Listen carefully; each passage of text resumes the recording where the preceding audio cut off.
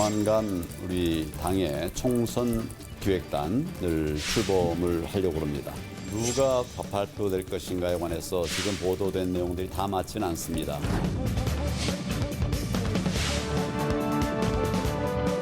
검찰개혁이라는 대의에 집중하다 보니 국민, 특히 청년들이 느꼈을 불공정에 대한 상대적 박탈감, 좌절감은 깊이 있게 헤아리지 못했습니다.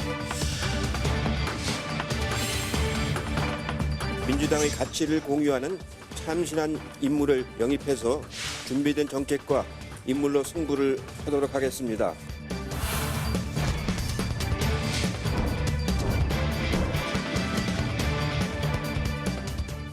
대전 유성구 1지역구의 민주당 이상민 의원 그리고 경기 포천 가평의 자유한국당 김영우 의원 자리했습니다. 어서 오십시오. 네, 안녕하세요. 반갑습니다.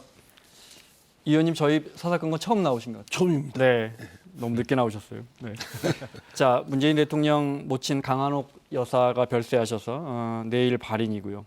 가족장으로 검소하게 조촐하게 치러지고 있습니다. 민주당 의원님들도 갔다가 발길 돌리시는 분들 있다고. 예. 네. 그 조문이나 조화는 일체 좀 사양하고 네. 가족끼리 조용히 지내겠다는 것이 유가족분들의 뜻이니까 네. 존중을 해야겠다 생각합니다. 네. 빈소 사진 나오고 있습니다.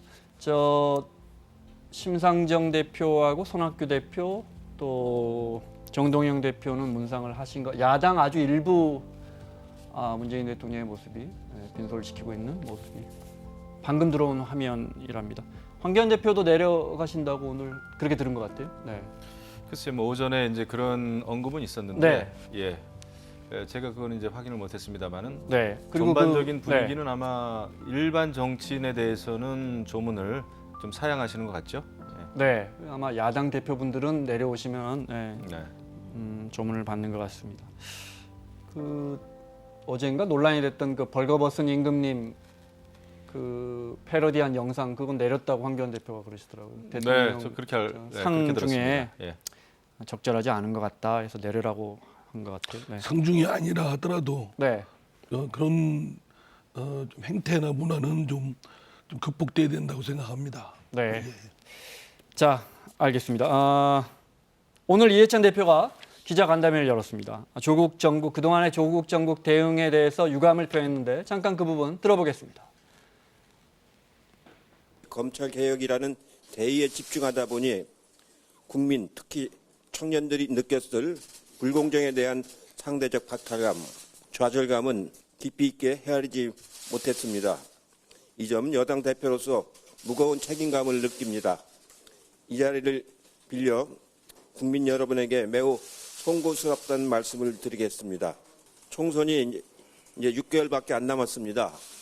국민과 함께하는 총선 과정을 만들어 나가겠습니다. 남은 절반의 임기 동안 부족한 부분에 대해 더욱 매진해서 나라다운 나라를 완성을 해 나가도록 하겠습니다. 청년들이 느꼈을 박탈감, 좌절감을 깊이 있게 헤아리지 못했다. 어떻게 들으셨어요? 글쎄요, 그 앞부분만 들으면은 조국 전 장관 그 장관직 사퇴할 때 내용하고 똑같습니다. 보면 청년들이 느꼈을 불공정에 대한 상대적 박탈감, 좌절감은 깊이 헤아리지 못했습니다. 아, 그렇군요. 여당 대표로서 무거운 책임감을 느낍니다. 뭐 거의 똑같아요. 그런데 여당 대표로서 무거운 책임감을 느낀다는 언급을 하시면서도 그 다음의 내용들을 제가 쭉 보니까 뭐 거의 전적으로 야당 탓을 하셨어요. 30년 정치하면서 이런 야당 처음 봤다라는 식으로 야당이 전혀 협조해주지 않는다. 그런 말씀을 강하게 네. 하셨는데 글쎄요. 지금 이제 야당은 여당 탓하고 여당은 야당 탓하는 이 정말 어떻게 보면은 국민들이 볼 때는 아마 지긋지긋한 진영 논리 싸움인데 네. 그럼에도 불구하고 이제 국정 운영 여당의 또 가장 수장 아니시겠습니까? 이해찬 대표께서는 그래서 저는 여러 가지 그 국정 운영과 관련된 내용 또 성찰 이런 게 좀 나올 줄 알았습니다. 경제 정책 실정이라든지 또 외교 안보 국방에서 나타나고 있는 여러 가지 난맥상 이런 것이 조금 언급될 줄 알았는데 네. 그것보다는 30년 동안 이러한 야당 처음 봤다라는 것이 많은 언론에서 지금 이렇게 대문짝만하게 타이틀로 뽑혔어요. 갈 길이 멀다 생각합니다. 야당도 자성하고 성찰해야 될 점이 물론 있겠습니다만은 국정 운영에 책임이 있는 정부 여당의 책임자. 오늘 사실 기자회견을 왜 하셨는지 모를 정도로 내용이 미래 지향적이지 않다라는 느낌을 갖습니다. 어떻게 들으셨어요? 글쎄요, 저는 여당 대표로서 그 무거운 책무감을 갖고 있고 또 앞으로 해야 될 검찰 개혁이나 민생을 돌보는 정치에 매진하겠다라는 뜻을 피력을 한 것이고 그를 또 존중을 좀 해주셨으면 좋겠다 생각됩니다. 좀 얘기를 돌려서 어제 나경원 대표의 네. 그 원내대표 교섭단체 그 연설을 들었을 때 너무 날샜어요. 그러니까 좀 가능하면 순화된 표현도 있고 네. 충분히 그 여러 언어 중에서 좀 더 적절한 언어로 골라서 해도 충분히 상대방이 아파할 수도 있는 그 부분들이 있는데 그 중에서도 가장 어쩌면 모질고 날쌘 그것이 강한 야당이라고 생각되지는 네. 않습니다. 이제 야당도 여당도 좀 유능해야 되겠다 이런 생각을 하고요. 뭐 김영우 위원장님이나 저나 좀 국회 내에서 이런 순화나 또 문화를 좀 바꾸는데 같이 네. 한번 노력을 좀 했으면 좋겠습니다. 4선, 3선 의원님들이신데 30년 동안 이런 야당 처음 봤다는 내용은 공감하세요? 제가 괜히 싸움 붙이는 건가요?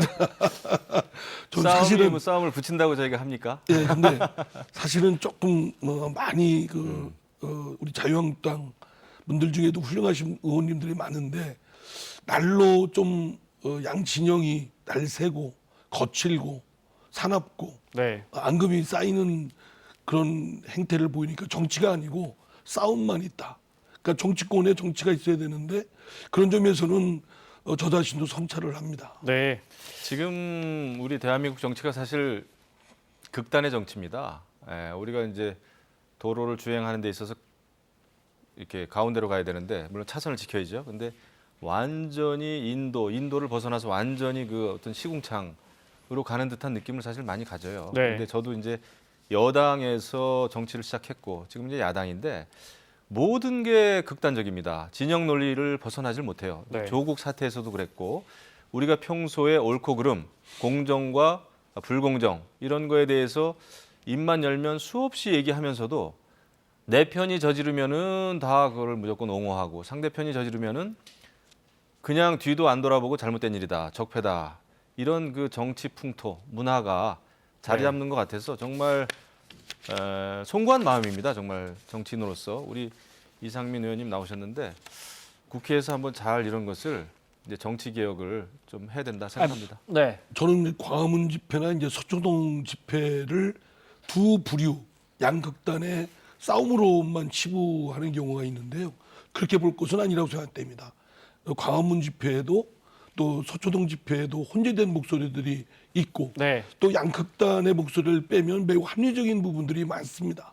그러니까 공통적인 것을 합리적인 공통적인 것을 추출하면 매우 건설적이고 생산적일 텐데 정치권에서 사실은 정략적으로 이를 부추기고 그 이득을 얻으려고 하는 자세나 마음은 사실 극복돼야 된다고 생각합니다. 네. 말 나온 김에 제가 사실은 잠시 후에 오신환 원내대표 이야기 잠깐 들어볼 때 여쭤보려고 했는데 이야기 나왔으니까 어제도 사실은 정치인의 날선 공방 표현이 점점 거칠어진다고 지적하셨는데 그건 뭐 여야 모든 정치인 분들이 최근에 또 표창원, 이철희 의원이 언급한 내용도 있고 다 공감하실 건데 어제 나경원 원내대표의 교섭단체 대표 연설을 보면요. 궤변, 변명, 좌절 등장한 단어들이 그렇습니다. 폭정, 협박, 탐욕, 유린, 나치즘, 보복, 경악, 치를 떨게, 파괴라는 단어는 여러 번 나옵니다. 근데 이게 사실 어제 저희가 이런 이야기 좀 했습니다. 근데 그러니까 비판해야죠. 야당 날선 비판해야죠. 그런데 상대를 설득하는 화법은 아닌 것 같아서. 그러니까 이제 어제 나경원 원내대표의 연설문 중에 이제 우리 그 김 원장 앵커께서 이제 단어만 쫙 나열하니까 그렇습니다. 네. 듣기 좋지 않죠. 그런데 어제는 이제 그 맥락을 또 우리가 좀 이해는 해야 되겠죠. 물론입니다. 네. 이제 우리 사회 다방면에 걸쳐서 어제 뭐 이제 정치, 경제, 외교, 안보, 국방, 교육 등등에 대해서 이제 비판을 했죠. 응당 야당이 정부 여당에 대해서 비판하고 이런 것은 뭐 저희가 해야 될 책무입니다, 임무입니다. 그래야 균형을 맞출 수가 있는 것이죠, 정치가. 하지만 이제 잘하는 거에 대해서는 또 잘한다는 이야기를 할 수 있는 용기도 필요하죠. 때로는. 네. 저는 그런 정신이 좀 필요하다 생각이 되고, 다만 지금 총체적으로 국정 운영이 난맥 쌓인 것만은 사실입니다. 그렇죠? 많은 국민들이 울분을 토하고 있고, 그런데 지난번에 이제 그 경제 전반에 대해서도 그렇고 정부와 여당의 평가가 너무나 희망적이고 낙관적이고 근거 없이 이러다 보니까 이것은 현실을 직시한 분석이 아니다라는 자, 입장이에요, 저희는. 알겠습니다. 그렇기 때문에 다음 그런 주제로 비판을 하게 넘어가야 됐죠. 되는데 그래도 이 질문 드려야겠습니다. 오늘 의총 열리는 날이었는데 공교롭게 연기됐는데 뭐 소장파 의원, 젊은 의원들 떠나서 중진 의원님들 중에서도 또 다선 의원님들 중에서도 혹시 당이 그동안에 보여준 모습에 대해서 이런 부분이 아쉽다, 이런 부분 우리가 고쳐나가야겠다 하는 부분이 의원님 개인적으로는 예, 늘 뭐 성찰과 혁신을 필요로 하는 건 늘 해야 될 마음 자세이고 그 노력은 해야 된다고 생각합니다. 다만 주어진 환경에서 실제로 할 수 있었느냐 또는 못했느냐라는 점은 또 별개의 차원이라고 생각되고요. 이거를 당장 당대표나 지도부에만 책임을 미루는 것 또한 그건 회피적이다. 오히려 그런 것들에 대해서는 저를 포함해서 네. 당 의원들이 전체적으로 져야 될 책임이고 또 성찰해야 될 부분이라고 생각합니다. 그래서 네. 당내에서도 니 탓 내 탓 하는 것으로 시간 보낼 때는 아니다. 좀 더 혁신하고 성찰하고 이런 건 반복적으로 거듭해야 되겠죠. 누구의 책임도 아니고 민주당 의원 모두의 책임이고 예. 다 돌아봐야 한다. 이 그렇습니다. 말씀이시죠? 네. 알겠습니다. 유시민 이사장 이야기 좀 하겠습니다. 내용 알고 계시죠? 검찰이 8월 초에 이제 조 전 장관이 내정되기 전부터 내사를 했다. 내사 보고서 보고 윤석열 총장이 깜짝 놀래가지고 야 이건 대통령께 이거 보고해야지 이거 큰일 난다 해서 이렇게 사단이 벌어졌다는 게 이제 유시민 이사장의 주장입니다. 그러자 대검에서 근거를 대라 허위 사실이다 했고 어제 유시민 이사장이 이런 해명을 했어요. 네, 영상 먼저 보겠습니다. 윤석열 총장이 사석에서 청와대 외부인에게 했다는 이야기를 이제 유 이사장이 들었다는 거고 그 내용을 이제 알릴레오 출연자가 이렇게 전합니다. 조국을 법무부 장관 임명하면 안 된다. 내가 봤는데 몇 가지는 아주 심각하다. 법대로 하면 사법 처리감이다. 내가 사법펀드 쪽을 좀 아는데 이거 완전 나쁜 놈이다. 대통령께 말씀드려서 임명 안 되게 해야 한다. 그냥 가면 장관 되어도 날아갈 사안이다. 내가 대통령 직접 뵙고 보고 드리고 싶다. 이건 대통령을 향한 내 충정이다.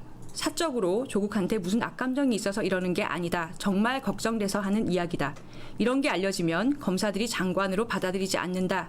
들고 일어난다. 임명하면 진짜 안 된다. 사건이 배당되지도 않았고 아직 공식 입건도 안 됐을 때예요. 그러면 그 시점에서 이렇게 확고한 예단을 형성했다면 이와 같은 확신을 갖게 한 근거가 있었을 거라고 저는 보는 거예요. 이거는 진짜 조폭적 행태라고 봐요. 저는 그 이탈리안 마피아들은 가족하고 여자들은 안 건드린대잖아요.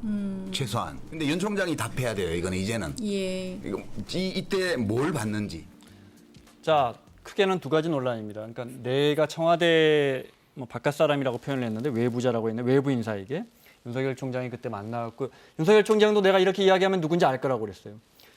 그 사람한테 들은 이야기인데 윤 총장이 이렇게 그때 당시 이야기를 하더라. 그러니 이건 근거 있는 이야기다. 내사가 진행됐었던 것 같다라는 해명이고 두 번째는 이제 또 다른 측면입니다. 그러면 그때 내사를 하면 안 되느냐? 내사는 잘못된 것이다라는 주장이 있고 아니, 내사할 수 있지 않느냐 검찰에서라는 백혜련 의원, 김경진 의원의 주장이 그렇더군요. 네. 자, 그 부분에 대해서 먼저 김 의원님부터. 네. 이건 뭐 이것저것 따질 거 없이요. 유시민 이사장은 전혀 근거가 없는 지금 주장을 하고 있습니다. 저는 사실 알릴레오가 저 해명으로는 윤석열 납득이 안 총장이 언급을 한 거를 정말 공개하는 줄 알았어요. 네. 그런데 전혀 누가 누구한테 얘기했는지 누가 어떻게 전해 들었는지조차 전혀 근거 없이 전혀 다른 저 여성분께서 소위 녹취록이라고 하는 것을 발표를 하시더군요.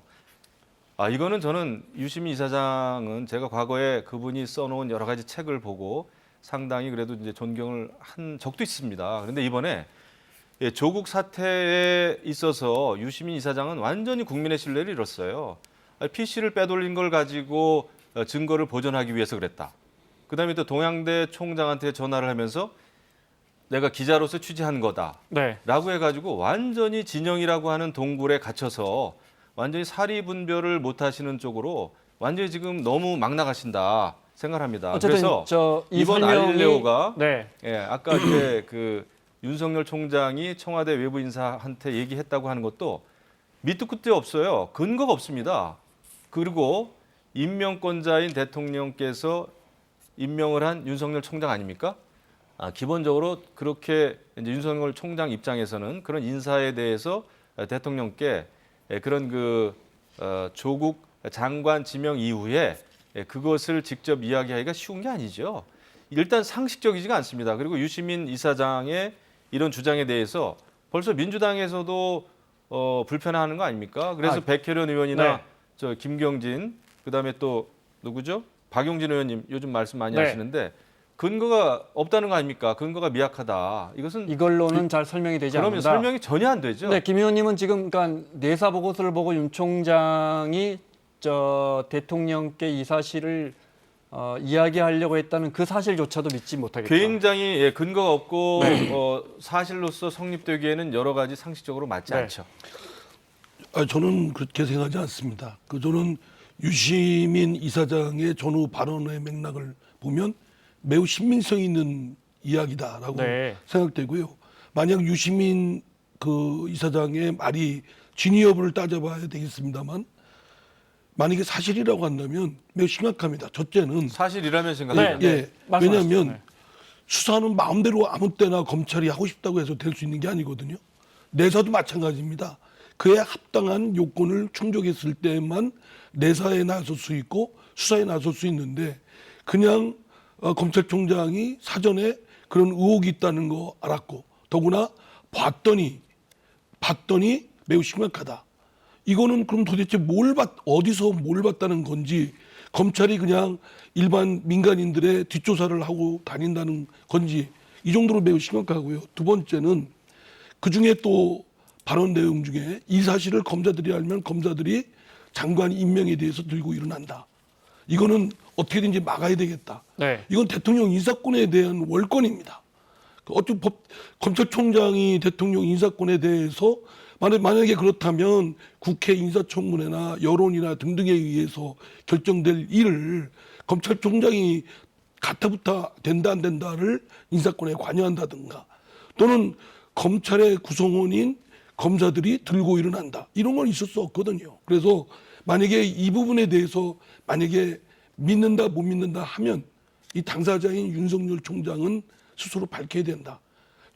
유시민 이사장이 문제 제기한 그런 발언들에 대해서 그 인물에 대해서 이런 취지의 얘기가 있었는지 맞는 사실이 있는지 네. 그것부터 먼저 밝혀야지 지금 대응한 걸 보면 그냥 일방적 유시민 이사장의 반복된 주장일 뿐이다라고 그냥 툭 치고 네. 갔어요. 자, 그러니까, 이거는 네. 별로 정직한 또는 정확한 태도는 아니라고 봅니다. 저는 예를 들어 청와대 외부 인사에게 그런 이야기를 한 적이 없고 만난 적도 없습니다라고 윤 총장이 분명히 얘기를 밝혀야 한다. 해야죠. 그건 예. 이제 유 이사장 입장하고 같으신 거고요. 근데 지금 이제 사실 우리 이상민 의원님께서는 유시민 이사장이 말한 이 내용이 사실이라면 그걸 이제 전제로 말씀을 하시니까 이제 네. 굉장히 사안이 이제 좀 복잡해졌습니다만은 믿을 수가 없습니다. 유시민 이사장의 언급을 저는 이번에 정말 유시민 이사장은 이름을 유괴변이라고 바꿔야 될 정도로 저는 정말 이번에 실망했어요. 왜냐하면 객관적인 사실조차도 완전히 뒤집는 아니 PC 빼돌리는 걸 어떻게 증거 보전이라고 그러죠? 그런 경우라면은요. 이를테면 소크라테스가 너 자신을 알라 이렇게 얘기한 거 가지고 국민에게 막말했다 이렇게 말하는 거하고 똑같습니다. 그 정도로 궤변이에요. 근데 우리 김용희 의원님께서 그래서 저는 유시민 말씀을- 이사장은 그리고 이번에 알릴레오라고 하는 그 본인이 방송하는 유튜브에서 이렇게 근거 없이 그냥 그것도 완전히 제3자의 입을 통해서 녹취록이라고 해가지고 마치 진실인 양 공개하는 거.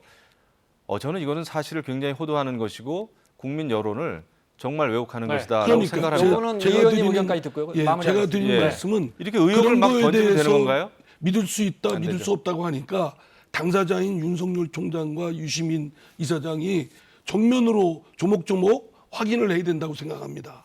아니 그냥 근거 없이 던지는 일반적 의혹에 대해서 주장이다 모든 의혹에 또는 대해서 어떻게 다 반복된 대답을 주장일 합니까? 뿐이다라고 이렇게 지금. 툭 치고 나가는 건 네. 오히려 석연치 않은 생각만 더 들어요. 근데 보세요. 지금 간단하게. 윤석열 네. 총장에서 여당의 의원님들도 그렇고 그다음에 또 유시민 이사장이나 뭐 공지영 작가도 그렇고 여러 가지 얘기를 하는데 그거 하나하나에 대해서 윤석열 검찰총장이 다 대응을 해야 되나요? 저는 그럴수록에 윤석열 총장은 정치 검사라는 오명을 뒤집어쓰기 똑알맞다 생각합니다. 일단 윤석열 총장이 지금 해야 될 일은 엄정하고 철저한 법과 원칙에 맞는 검찰 수사입니다. 아니, 그걸 하도록 추상적인 우리는 도와줘야 주장이 되죠. 잠깐 말씀드릴게요. 추상적인 주장을 얘기하는 게 아니라 구체적 사실을 제시를 했습니다. 사실이 이거에 대해서는- 아니잖아요, 지금. 그러니까 그러면 윤석열 총장이 사실이 아니다. 만난 적도 없다. 그런 말을 한 적이 없다. 이렇게 나와야 된다는 겁니다. 지금 자, 검찰에서는 그래야 되지. 자, 그래야 검찰에서는 되지. 입장을 무슨 밝히지 반복된 않았습니까? 주장이다. 자, 뭐 이런 주장은 아니라는 거죠. 알겠습니다. 시간이 벌써 10분밖에 안 남아서 자 오신환 오늘 저 교섭단체 대표 연설 4월째입니다. 바른미래당 오신환 원내대표 내용 중에 공수처 부분 오늘 이상민 의원 나오셨으니까 네 들어보겠습니다. 더불어민주당이 제출한 공수처 설치 법안은 절대로 통과돼서는 안 됩니다. 민주당의 안은 여우를 피하려다 호랑이를 집안에 들이는 위험천만한 방안이기 때문입니다. 무엇보다도 공수처를 만들어서 검찰을 통제하겠다는 발상은 반민주적이고 이치에 닿지도 않는 발상입니다. 민주당은 지금 기소권과 수사권을 동시에 갖는 공수처를 만들어야 한다고 주장하고 있습니다.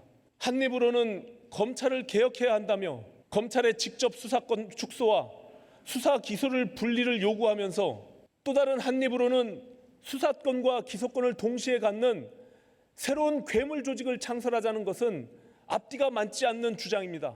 자, 저희가 공수처에 대해서도 뭐 며칠 동안 이야기를 나눠서 두 가지만 여쭤볼게요. 먼저 오신환 원내대표 이야기처럼 만약에 민주당 안으로 공수처가 만들어진다면 검찰을 통제할 수 있습니까? 그렇죠. 예를 들어 통제할 어떻게 수 합니까? 일단 그 수사권하고 기소권을 다 갖는 공수처이기 때문에 또한 가장 중요한 것은 검찰이 수사 중인 여러 가지 사건을 강제로 이첩받을 수가 있습니다. 당신들 이거 수사하지 마라. 이것은 공수처가 하겠다라고 할 수 있는 수사 권한이 대상이 맞을 그럼요. 경우에. 공수처한테 있어요. 그렇기 때문에 특히 이제 공수처장은 또 대통령이 임명을 하지 않습니까? 거기 아무리 추천위원회에서 두 사람을 제안을 한들 결국은 대통령 입맛에 맞는 사람이 공수처장이 됩니다. 그렇기 때문에 결국은 공수처는 대통령의 분부대로 그래서 오늘 오신환 의원도 이것은 어용 공수처가 될 수밖에 없다 이런 얘기를 했는데 오늘 오신환 원내대표가 연설하고 나서 자유한국당 의원들은 물론이고 민주당의 많은 의원들도 박수를 보냈습니다. 전 놀랐어요. 그 부분에 대해서 동의해서 보낸 건 아닐 거예요. 그래도 공수처에 대한 부분도 있고 네. 굉장히 오늘 잘한 연설입니다. 네. 그리고 자. 이 공수처에 대한 분석은 오신환 의원의 분석이 상당히 오늘 합리적이었다. 네. 이런 예. 평가를 합니다. 오신환 원내대표의 그 공수처에 관한 부분은 오류가 있습니다. 뭐냐면 바른미래당 이미 패스트트랙에 바른미래당의 아니라고 할 수 있는 바른미래당 권은희 의원 안이 패스트트랙에 올라가 있습니다. 네. 이건 바른미래당이 동의한 겁니다. 원에서 올라가 있고요. 네. 두 번째, 수사권과 기소권이 같이 있는 제도는 현행제도에도 있습니다. 특별검사입니다. 특별검사는 그때그때마다 수사권과 기소권을 모두 다 갖죠. 그리고 공수처는 수사권하고 기소권을 모두 다 갖는 게 아니고 수사권은 갖되 예외적으로 판사와 검사에 한해서만 부분적으로 예외적으로 기소권을 갖는 겁니다. 그러니까 원칙적으로는 네. 기소권을 안 갖습니다. 그런데 지금 이제 오신환 원내대표는 그냥 수사권, 기소권 모두 다 갖는 것이고 네. 뭐 등등을 하면서 한 주장에는 분명히 오류가 있고요. 오신환 원내대표는 그리고 이제 지금 아까 네. 뭐 통제 부분 말씀했지 않습니까? 통제라기보다는 검찰을 검찰과 공수처는 서로 견제와 균형 관계입니다. 네, 오신환 원내대표 이야기를 다시 설명드리자면, 그러니까 지금 검찰이 수사도 하고 재판에 넘길 수 있는 기소권까지 갖고 있는데 그걸 좀 나눠보자는데 공수처라는 기관을 만들어서 수사권, 기소권을 다 주면 그게 말이 되느냐인데 이 의원님 말씀은 기소권은 아주 극히 일부에 제한된다. 네, 그렇습니다. 네, 판사, 검사들의 경우는 네. 그동안 벤치 검사니 뭐 등등 때문에 제19 감사기에서 그 죄값을 제대로 못 물었습니다. 판사 검사들 네. 법조 사회는 그렇기 때문에 이들에 한해서는 특별히 수사권 말고 부분적인 기소권을 공수처에 주자. 그런 그래서 요거는 김 의원님 말씀까지 듣고요. 네. 그래서 검찰을 길들이게 할 수 있는 권력이 공수처에 주어진다는 겁니다. 다른 사람에 대해서 기소권을 갖는 것이 아니라 판사와 검사에 대해서 기소권까지 갖는 공수처는 괴물 집단으로 또 대통령의 분부대로 움직일 수밖에 없다라는 이야기고요. 그다음에 아까 우리 앵커께서도 말씀하셨는데 그 오신환 원내대표는 그 패스트트랙에 태울 때도 본인 스스로 강제 사보임을 당했어요. 그래서 모든 것을 오신환 원내대표가 찬성하는 상황에서 패스트트랙에 태워진 것이 아닙니다. 저 법안 자체가요. 그래서 이제 권은희 의원 안 하고 오신환 원내대표의 의견이 같지가 않습니다. 알겠습니다. 그리고 자, 네, 제가 그 간단히, 말씀에 네. 간단히 반박하겠습니다. 수사권과 기소권을 갖기 때문에 괴물이라는 논리라면 그러면 지금의 검찰이 괴물이라는 얘기입니다. 그리고 수사권과 기소권을 갖기 때문에 길들이기를 하는 것이다라고 한다면 그러면 지금의 검찰은 지금의 경찰을 길들이게 하는 겁니다. 그렇기 때문에 알겠습니다. 이는 네. 기능적으로 분석할 일이지 네. 그렇게 단선적으로 할 일은 아니다. 이렇게 말씀드립니다. 알겠습니다. 자, 뭐 하실 말씀 많겠지만 워낙 저희가 이 부분에 대해서 논의를 많이 해서 외교안보 이야기 좀 하겠습니다. 이건 또 김용우 위원이 계시니까 매티스 전 국방장관의 비서가 책을 냈는데 우리 입장에서는 매우 당혹스러운 내용들이 좀 들어 있습니다.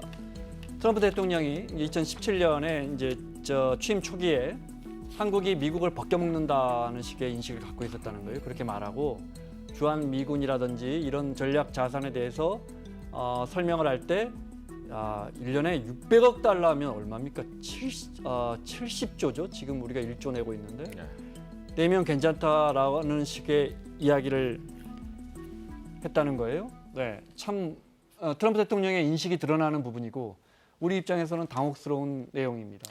당혹스러울 뿐더러 기분 나쁘죠. 왜냐하면 한미 동맹이라고 하는 동맹은 가치 동맹입니다. 동북아시아의 평화를 지키면서 또한 자유민주주의를 지키기 위해서 맺어진 그야말로 전쟁터에서 맺어진 어떻게 보면 피로 네. 맺어진 이제 동맹이기 때문에 돈으로 환산할 수가 없는 것이죠. 그런 면에서는 굉장히 우리가 좀 불쾌한데 그렇다면은 이런 상황이 왜 도래했느냐를 우리가 냉철하게 분석을 해야 됩니다. 결국 흔들리는 한미 동맹 때문에 그렇습니다. 한미 관계가 예전 같지가 않아요. 그렇기 때문에 트럼프 대통령은 이런 상황을 굉장히 교묘하게 활용하는 겁니다. 우리가 빌미를 준 거예요. 우리가 근데 트럼프 대통령의 이 입장은 사실 문 대통령 취임 때와 거의 비슷한 때입니다. 네. 뭐 하지만 최근에 한미 간에, 와서 네, 이건 취임 초기에 나온 최근에 거예요. 와서 한미 동맹이 심각하게 흔들리고 있죠. 그것은 부인할 수가 없습니다. 지금 뭐 이제 우리나라 외교가에서는 뭐 더 좋을 수 없는 관계다 뭐 그러는데 그거는 정말 지나친 낙관론이고요. 이런 상황이 자꾸 되니까 한미 연합훈련도 연기하게 되는 것이고 또 북한의 쩔쩔매는 대한민국의 대북 정책 이런 걸 다 알고 있지 않습니까? 이런 상황에서 미국은 이거 경제적으로 특히 이제 내년 대선을 앞둔 트럼프 대통령으로서는 저런 이야기를 해야 미국 국민들로부터 지지를 얻어낼 수 있지 않겠습니까? 그러니까 점점 저런 식으로 가는 거죠. 그런데 한미 동맹이 긴밀하면은요, 미국 내 지안파들 또 한미 동맹파들이 많이 있습니다. 정치인들뿐만 아니라 군 관계자들, 전문가들이 많이 있습니다. 그렇기 때문에 한미 동맹만 튼튼하면은 저런 이야기를 함부로 못하죠. 네. 그 빌미를 우리가 준 측면이 있다 이렇게 생각하죠. 네. 동맹 관계에 있는 우리 입장에서는 매우 당혹스럽습니다.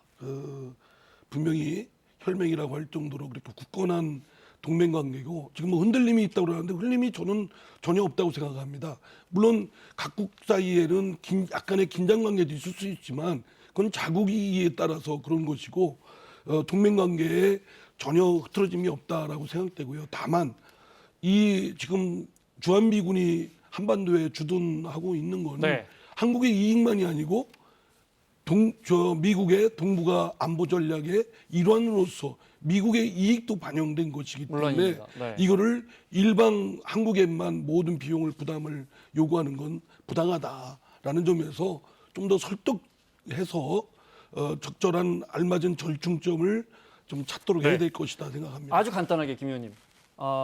당장에 지금 방위비 협상이 이미 시작됐습니다. 내년도. 우리 지금 1조 내다가 지금 일각에서 뭐 몇 조 더 내라는 거 아니에요? 우리 정부에 김 의원님이 좀 조언을 해주신다면 이렇게 협상해라. 외교는 무조건 그 채널이 많아야 됩니다. 이것은 뭐 정부 그 협상 당사자들도 있지만은 이런 때일수록 우리가 전문가 채널, 정치인 채널 다 동원이 돼야 되는 거예요. 그것은 한미 관계뿐만 아니라 한일 관계에서도 그렇습니다. 그래서 그런 네. 그 분위기를 만들어야 되고 네. 이상민 의원님이 좋은 지적하셨는데 주한 미군에 있어서 여러 가지 이제 주둔 비용 우리가 많이 되죠. 물론 전략 자산을 전개하는 데 있어서 엄청나게 많은 비용을 또 미군 쪽에서 댑니다. 네. 그런 그것도 거를 지금 우리한테 내라고 할지 모른다고. 네. 우리가 이제 그걸 알려줘야 되고요. 그다음에 평택 기지라고 하는 것은 그거 건설할 때 저희가 정말 많은 그 비용을 지불했죠. 네. 그런 것도 다시 한번 주지를 시켜야 되겠죠. 네, 알겠습니다. 마무리해야 되는데 사진 한 장 준비했습니다. 이 사진에 대한 두 분의 개인적인 의견 듣고 마무리하겠습니다. 자, 6사단 역대 사단장들 사진에 보시는 것처럼 상단 중앙에 김재규 전 사단장의 사진도 걸려 있습니다. 밑에 보니까 남재준 김장수 또 김장수 저 6사단이 중요한 사단인가 봐요. 좀 네. 유명한 분들이 다 거쳐가셨는데 자, 김재규 사단장의 사진이 걸린 것 오늘 경향신문 보던데 이 부분에 대해서 어떻게 보시는지 먼저 김 의원님. 저는 찬성입니다. 어떤 역사든 역사입니다. 제가 자유한국당 경기도당위원장 할 때도 네. 도당위원장실 딱 가보니까 전임자까지는 이승만 대통령, 박정희 대통령, 김영삼 대통령 3개만 딱 사진이 걸려 있더라고요. 그래서 이건 안 된다. 네. 제가 한 분도 빼지 말고 대통령 사진 다 걸어라 해가지고 네. 전부 다 걸었습니다. 그게 역사죠. 네. 네, 뭐 인색하게 어느 특정 목적을 가지고 배제하는 건 적절치 않다고 생각되고요. 뭐 여기만 사단장이었기 때문에 걸었다면 그 정도 의미로서 생각하는 게 적절하지 않을까. 뭐 그걸 굳이 어떤 이유로 배제한다 아닌다로 네. 논란을 벌이는 건 소모적이라고 생각됩니다. 네, 여기까지 듣겠습니다. 자, 민주당 이상민 의원, 자유한국당 김영우 의원과 함께했습니다. 수고하셨습니다. 감사합니다.